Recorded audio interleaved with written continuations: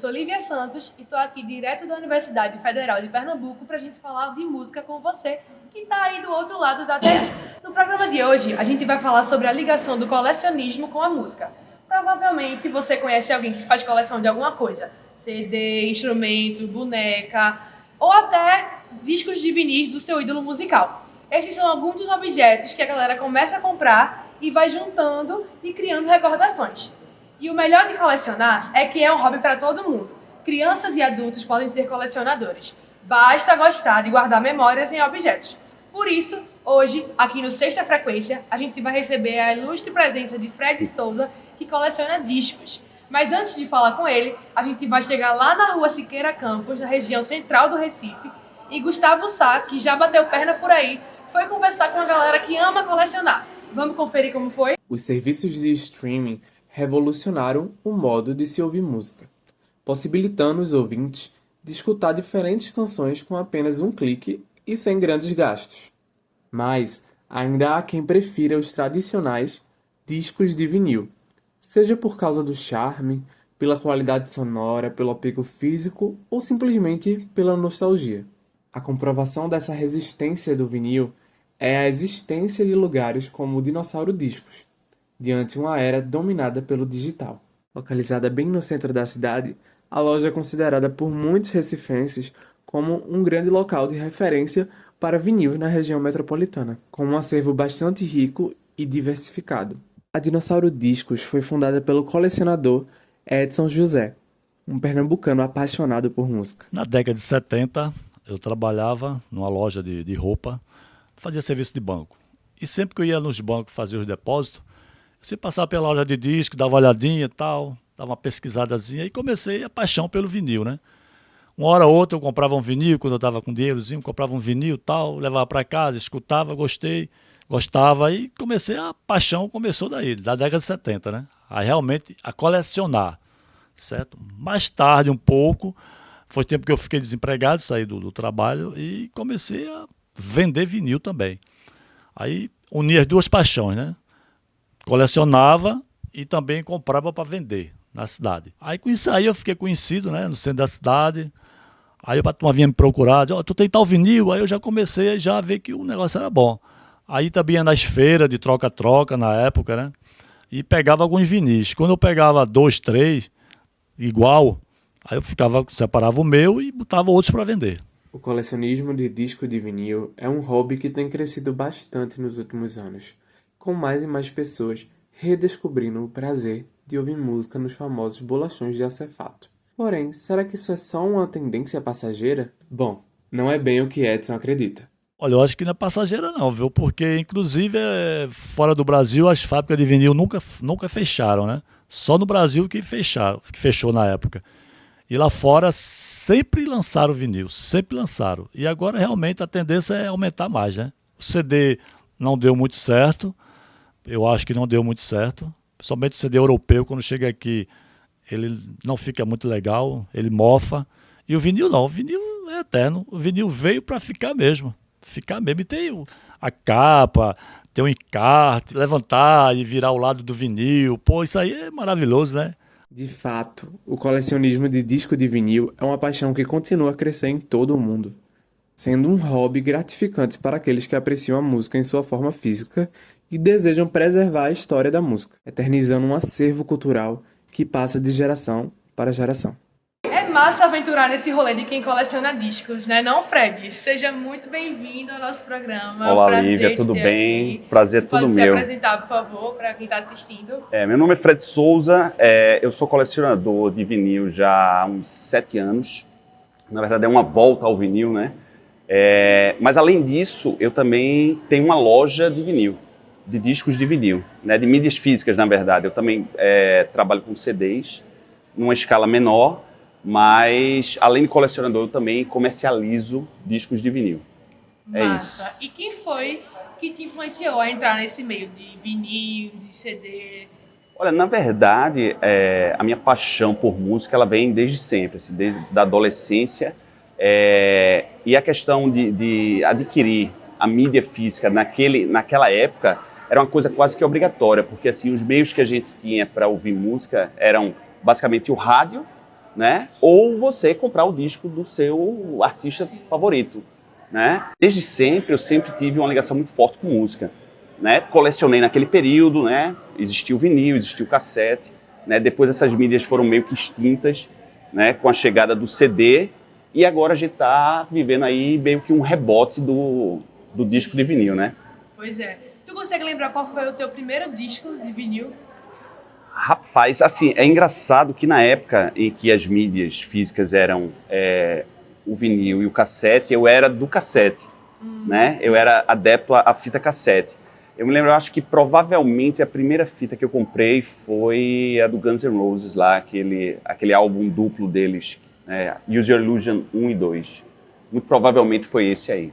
E tu ainda tem esse disco na tua coleção? Não mais. Entendi. Tu lembra, assim, acho que tu tem um sentimento diferente, assim, da gente que não tem esse negócio de colecionar vinis, que pra tu é um rolê diferente, né? Sim, e aí dúvida. tu lembra o que foi que tu sentisse da primeira vez que tu adquiriu esse teu primeiro disco de vinil? Não, assim, porque eu costumo dizer que a questão do colecionismo, né, de você comprar a mídia física para que você ouça,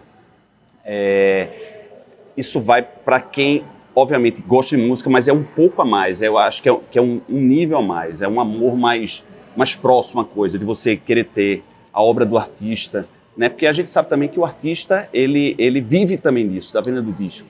É um apego diferente. Né? É um apego diferente, né? Mas aí existe o apelo gráfico da capa, né? Os encartes, enfim. O vinil, ele tem até o corpo dele, por ser maior do que as demais mídias, ele muitas vezes existe um vazado, enfim, existe uma série de nuances que podem ser feitas com o disco vinil. E assim, a sonoridade, por incrível que pareça, muitas pessoas acham que é uma mídia obsoleta e tal, mas pelo menos aos meus ouvidos, ela soa com maior fidelidade ao que foi proposto ali no estúdio, enquanto aquela obra foi gravada. Tem toda uma história. Tem toda uma história, né? Então eu acho que a emoção de você ter aquele disco que você tanto quis, né, e queria e tal, não tem palavra, é só realmente quem está envolvido com esse universo é que sabe a emoção de ter esse disco. A gente sabe que muitas vezes esses discos são materiais bem antigos, né? Isso. E aí, como é que tu faz para conservar esses materiais, esses discos? Olha, vê, é o seguinte, o disco de vinil pode não parecer, mas ele é uma mídia muito robusta, né? É um tipo de mídia que ela, obviamente, como qualquer outra, ela pede um cuidado, certo? Mas ainda assim, por exemplo, eu tenho na minha loja e na minha coleção discos que tem, sei lá, 60 a 70 anos de idade, né? Sei lá, discos dos anos 50, por exemplo. E que, se ele estiver... É difícil, depois de todos esses anos, ele está perfeito. Perfeitas condições. É difícil, né? E também a sujeira é uma coisa que influi muito na sonoridade do vinil, né? Ou seja, se ele estando em um estádio de médio para bom, e se a mídia estiver limpa, isso aí é tranquilo, não tem problema nenhum, né? Ou seja, é uma mídia que ela se sustenta com o passar dos anos, das décadas e tal. É isso. Massa. Antes de continuar conversando com o Fred, lá da Pulga Discos, a gente volta a andar por aí com o Rodrigo Rocha, que foi fazer outro rolê por causa de discos no Recife. Entre os anos 90 e o começo dos anos 2000, o CD teve seu auge no mercado. Assim como nos anos 60 aos anos 90, os discos fizeram sucesso. Ainda no começo dos anos 2000, com as facilidades da internet banda larga e as descobertas de arquivos digitais, o MP3 Player se popularizou e fez com que o CD se tornasse obsoleto. Sabemos que após esse episódio, o avanço da tecnologia veio ainda mais à tona, e as plataformas de streaming tomaram lugar, fazendo com que o CD e o vinil se tornasse algo hoje, algo apenas para colecionadores e amantes da música, dos produtos físicos. Localizado na Rua da Hora, no bairro do Espinheiro, mais que uma loja, a Passadisco é um espaço de convivência, de troca de informações e pesquisa. Além disso, a loja também atua como um selo. Seu catálogo possui 16 títulos com diversos artistas. E hoje estou com Fábio Cabral, mais conhecido como Fábio Passadiscos, e iremos discutir um pouco sobre a música e o seu consumo. Meu interesse pela música vem desde criança. Eu acho que a primeira música que eu ouvi na vida, eu já queria saber o que era aquilo, de quem era. Eu acho que eu sempre fui uma criança curiosa de criança mesmo. E o interessante é que na minha casa não tinha som. A gente morava no interior, numa usina, lá em Joaquim Nabuco, e não tinha som, mas eu via música assim, que vinha da casa do vizinho, de um rádio que estivesse passando num carro, qualquer coisa assim. Agora, a minha formação principal era minha mãe, que minha mãe, mesmo não sendo ter música, minha mãe passava o dia cantando. Minha mãe cozinhava cantando, arrumava a casa cantando, ninava a gente cantando, então a música desde criança em mim. A Passadisco surgiu naturalmente por eu gostar de música, né? Eu tenho 60 anos, a Passadisco vai fazer 20, então quando eu tinha 40 anos, eu resolvi que estava na hora de eu começar a fazer o que gostava. Não é que eu não gostasse de antes do que eu fazia jardinagem, mas era um trabalho muito cansativo, de sol a sol, envolvia uma equipe grande de funcionários, e aquilo estava me deixando, não estava satisfeito com o que eu estava fazendo. Aí eu resolvi fazer a música pelo que eu gosto, pelo prazer mesmo de poder trabalhar com aquilo que gosto, que eu acho que é o fundamental na vida. E o nome Passadisco foi um presente do compositor Lula Queiroga. Eu coincidentemente fazia jardinagem no estúdio dele, Alune, e disse que ia montar a loja, e ele disse, beleza, vamos pensar no nome. Aí pensou no Passadisco, porque ele disse que teria dois sentidos, o Passadisco pelo o objeto, o passadisco, a radiola, o passadisco, e também no verbo passar, eu estou passando o disco para o cliente, para o amigo, estou passando o disco. Não só o instrumento, como o ato de passar, de vender. A Passadisco não poderia ter vindo num momento mais adverso. Os CDs piratas já eram um hábito de consumo. Pouco depois veio a pirataria em MP3 com dezenas ou centenas de faixas. Veio ainda o download, a chegada das redes de Mega Stories no Recife e atualmente os serviços de streaming. Não obstante, a loja resiste bravamente e tornou-se resistência no setor de MPB, citada por colecionadores e músicos locais e nacionais. É muito comum me perguntarem como eu manter uma loja com tantas dificuldades por a música de uns anos para cá ter se tornado gratuita. A música lógico que no passado você ouvia na rádio era gratuito, mas hoje você pode escolher o que ouvir, porque quando eu era garoto e ouvia na rádio eu tinha que ter a sorte de tocar aquela determinada música que eu gostava. Eu ficava estudando com o rádio bem baixinho para não atrapalhar. Aí quando eu via aquela música que eu gostava, eu aumentava e parava o estudo. E hoje não, o jovem pode ouvir, o jovem ou qualquer pessoa pode ouvir a música que quiser no momento que quiser. Isso é um desafio, mas desde o início para mim da loja, há 20 anos foi assim, porque não tinha tanta facilidade digital, mas tinha as carrocinhas de pirata em toda esquina. Eu moro no Espinheiro e a loja era no Parnamirim. Teve um dia de eu contar 9 carrocinhas de CD em menos de 4 quilômetros. Então, sempre houve dificuldade. E eu sempre apostei exatamente de estar meio que na contramão, de ter o produto que não seja tão fácil de encontrar. E continua sendo assim. Se aliar aos serviços de streaming tem sido a solução para a crise da indústria fonográfica.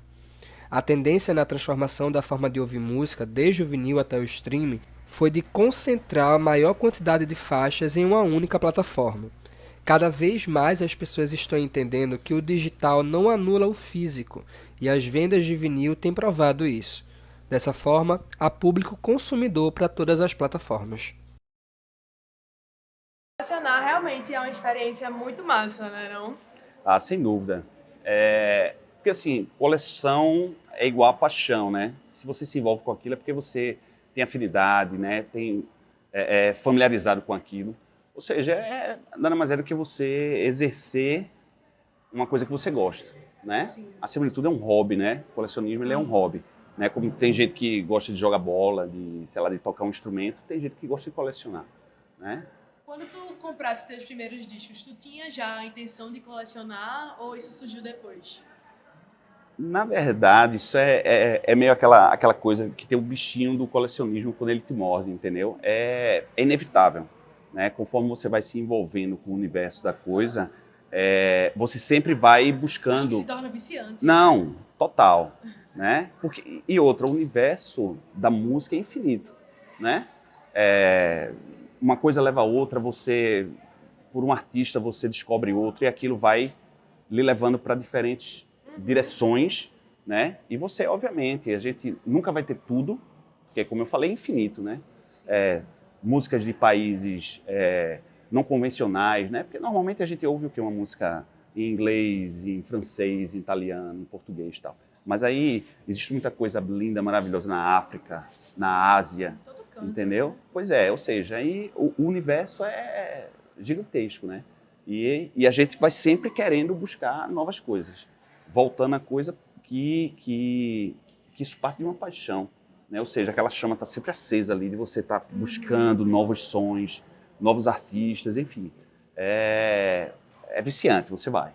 E tu já pensasse em colecionar outra coisa, sem ser disco? Talvez alguma coisa relacionada a essa área também de música? Na verdade, eu também coleciono filmes, né? Sei lá, devo ter uma filmoteca aí de uns 2.000 a 3.000 filmes, assim, é a minha outra paixão. São paixões que, no fim da história, andam de mãos juntas, né? De mãos dadas. O cinema tem muito a ver com a música, né? A música faz parte daquilo, enfim. Outra coisa que eu coleciono são filmes. E no teu acervo de discos, tu consegue contar assim, quantos tu tem hoje em dia? Olha, hoje é porque é aquela coisa, hoje os discos que eu adquiro, eles vão parte para minha loja, Pra pulga, né? E parte eu fico para mim. Hoje eu confesso que uma pequena parte eu tiro para mim e o resto eu destino realmente para comercialização. Mas eu devo ter, sei lá, em torno de 2.000 discos na minha coleção pessoal, alguma coisa do tipo. A gente sabe que colecionar esses discos tem um valor muito simbólico pra tu, né? Acho que mais que o valor monetário. Mas tu sabe dizer pra gente, esse teu acervo, em média, qual é o valor dele? Rapaz, às vezes é difícil estimar. É porque tem disco que é muito barato e disco que é muito caro, Exatamente. Né? E assim, eu pelo menos, eu tenho a cabeça muito aberta para música, né? Ou seja, tem muita coisa boa que é barata. Não necessariamente o que é caro é bom e o que é bom tem que ser caro, entendeu?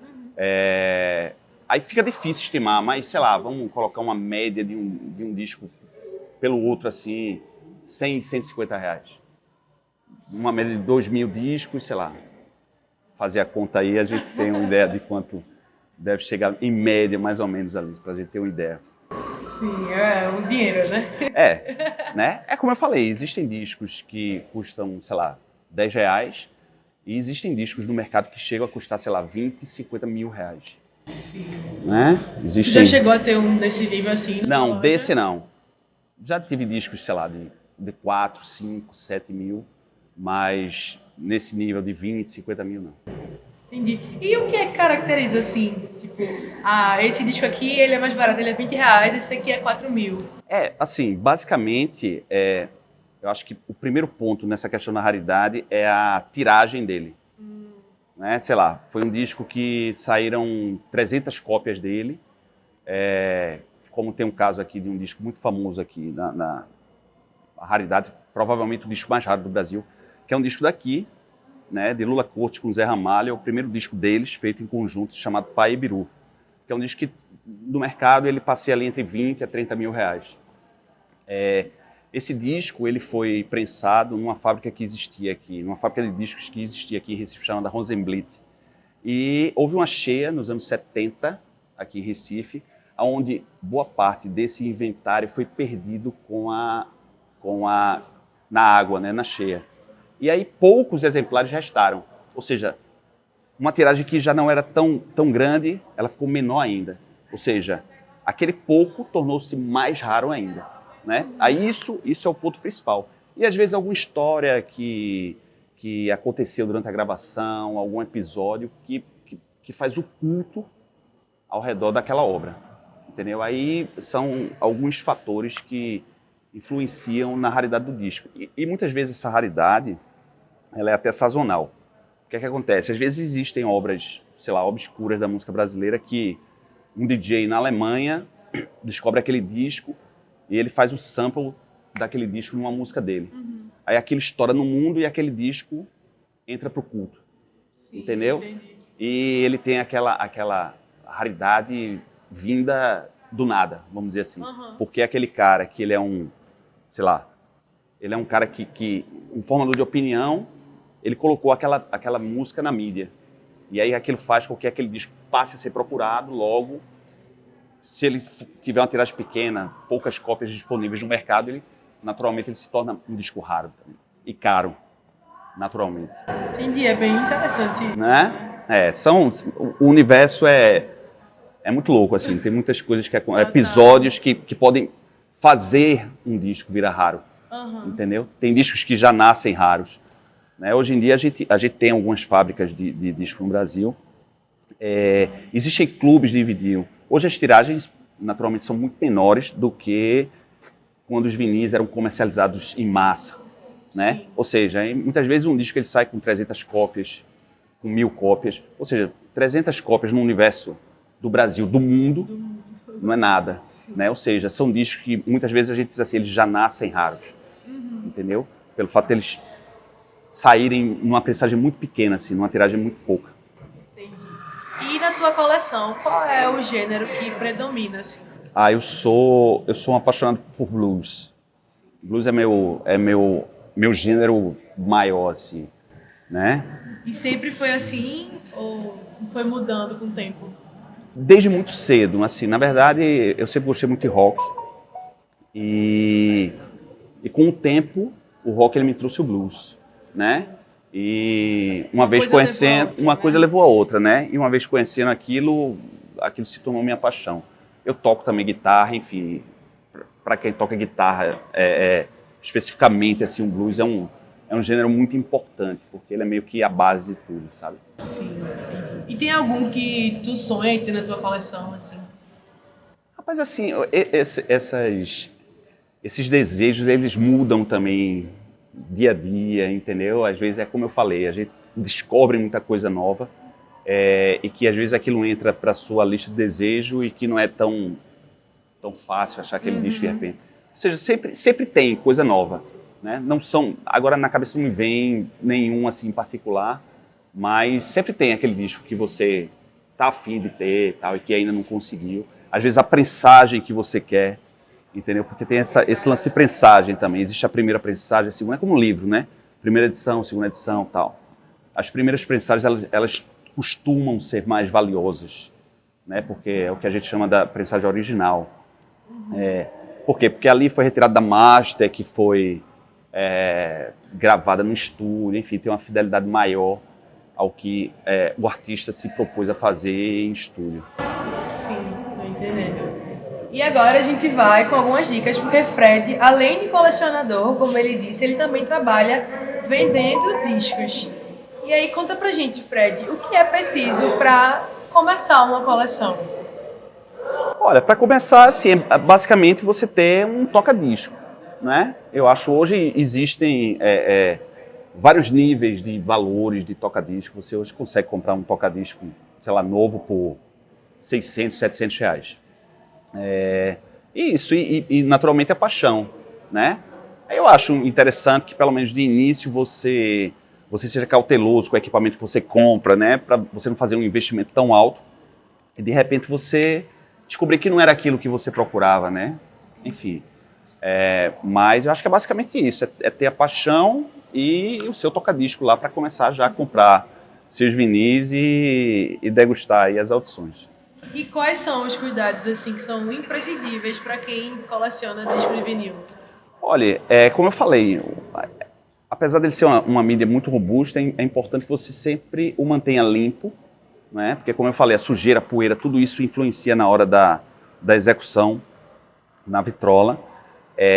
Armazená-los sempre na vertical, isso é muito importante, né? Porque ele é uma mídia que ela, dependendo do armazenamento, se ela ficar empilhada, ela pode vir a empenar, né? Não deixar exposto ao sol também, que o sol ele empena o disco, né? Basicamente isso, né? Colocar sempre dentro de um plásticozinho, deixar sempre limpo dentro de um plástico, a capa também dentro do plástico para que você preserve aquilo e ter cuidado com o sol, com a umidade e o armazenamento sempre na vertical.